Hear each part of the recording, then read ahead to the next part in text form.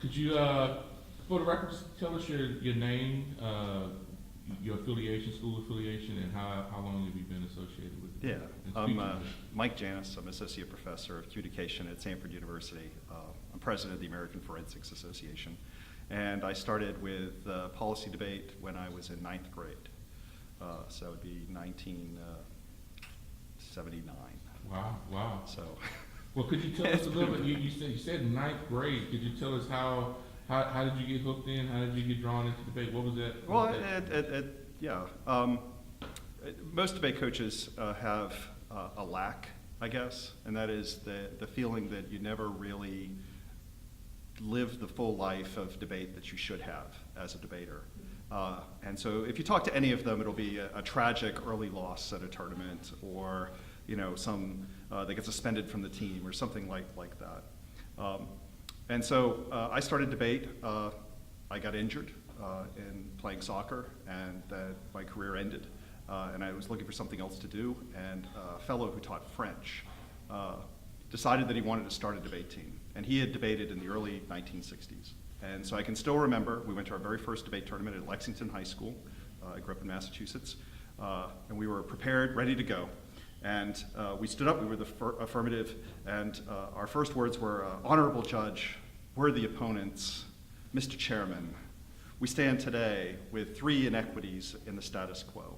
And the Lexington team that we were going against started laughing.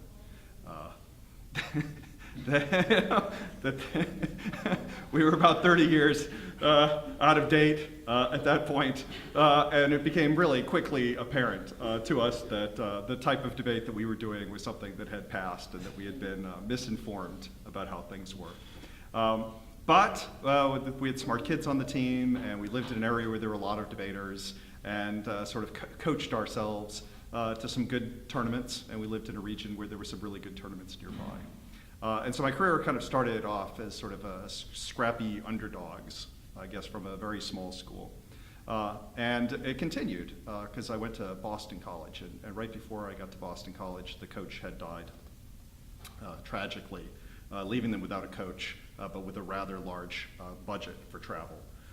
And so the Jesuits, looking for something to do, hired an IE coach, a public speaking coach, to take care of the program, because they figured, well, forensics was forensics, and they didn't understand that the policy debate we did was not at all like forensics. But he was a very good coach. And so for my first year, I did mostly IE, and did really, really well with it. But the Jesuits caught on, and they hired a debate coach the next year. So the next year I did seated debate, and then they hired an NDT debate coach, Dale Herbeck, and so I did NDT for 1 year, my final senior year. And so basically I've done a sort of half-assed job at a lot of different forensics activities. I was fortunate that my NDT experience was good enough that I got hired by Ed Panetta to restart the program at the University of Georgia that had gone defunct by that point, where they had spent, I think, most of the budget on flow sheets. And so we had literally like 10,000 flow sheets, because they had to spend the budget or lose it, but they didn't have a team.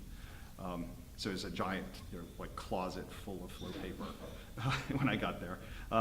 And after 2 years of there and getting the program started, I got hired by Paul Slavy at the University of Iowa to be his assistant. And they were a fully functioning program with lots of good kids and a good coaching staff. And from there, I started working at Stanford as the debate coach, and was the debate coach there for a dozen years. Well, you mentioned this working in college and all these different places and coaching. Could you talk a little bit about what some experiences that stick out to you as being a coach, versus being a participant? Yeah, most of my experiences of being a coach, like my very best experiences, one of our fellow coaches always talks about when you're a young coach, you're looking for the shoe contract, I think is the metaphor he uses. And that is, if I just win enough, if I win the big one, I'll finally get the respect that I deserved. And so your first few years you spend kind of thinking about how am I going to win the big one? And then, after a while, it sort of occurs to you that the really thing you want to do is work with really good people. And so about 5 or 6 years in, it occurred to me that these were really neat people that I could hang out with. And I've had absolutely the best people on the Sanford debate program. We're not the biggest debate program and not the best debate program. Again, kind of more of the scrappy underdog variety. But the people on the team are just excellent. I mean, interesting and fun, and if you had to travel across the country for 18 hours in a van, these are the people you would choose to sit with in a van for, you know, outrageous amount of time. All of good hygiene all around. But just fun, you know, even if you're getting your head handed to you, no one is like mad or crying or quitting or any of those sorts of things. And so most of my experiences, you know, that I can think of are, you know, you wouldn't want the university to know, but you know, are basically just fun hanging out with people in a van, which sounds like a very strange approach. But I think if you talk to anyone who's coached for a long time, that most of their memories would be hanging out with people in the van and listening to bad music and eating terrible food. And you know, I think Melissa said it probably best: hanging out with your bag of aspirin with some kid at 3 in the morning who's not feeling very well. Everyone's done it, you know. Well, clearly, that experience as a coach was recognized by others, recognized by your peers, and you had a tremendous amount of success in that regard.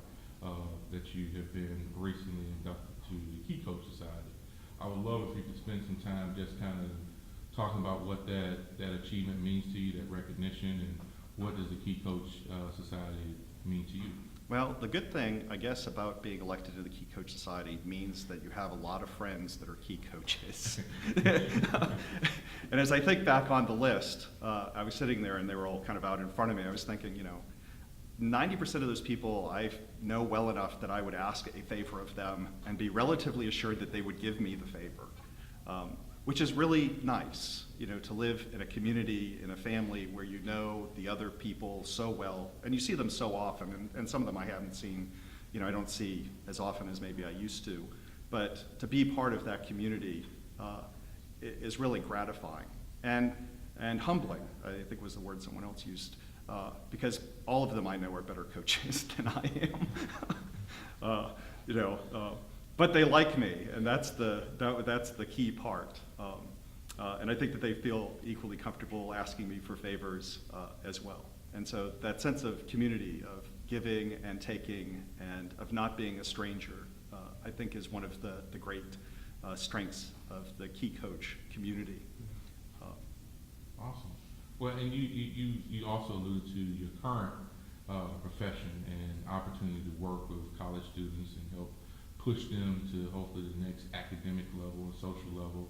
Can you speak a little bit about the connection of how debate has prepared you for what you're doing, working with students now? Yeah, I don't coach a college program anymore, but I'm still fully committed to debate. And the thing that I learned, kind of moving my way badly through a variety of forensics activities, is that the most sort of significant coaching you can do comes in people's first year.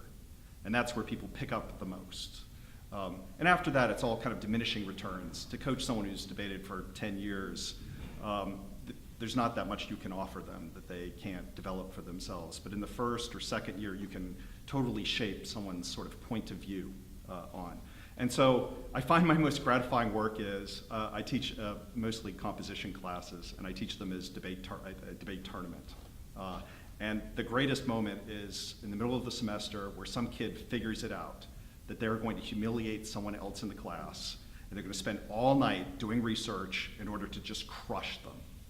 Okay, that sounds terrible, but if you work with a lot of college students, the scenario in which a college student of their own accord, without me grading them or telling them to do it, figures out that if they put in a lot of effort, they can get a lot of payback. And the way that that spreads like wildfire, kind of like throughout the community, is just awe-inspiring. It's the greatest moment of the semester, and it happens every single semester, the moment someone just figures it out.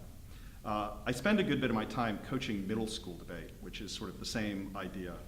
And I have an elementary school and a middle school that I coach as part of the Birmingham Urban Debate Program. And it's exactly the same.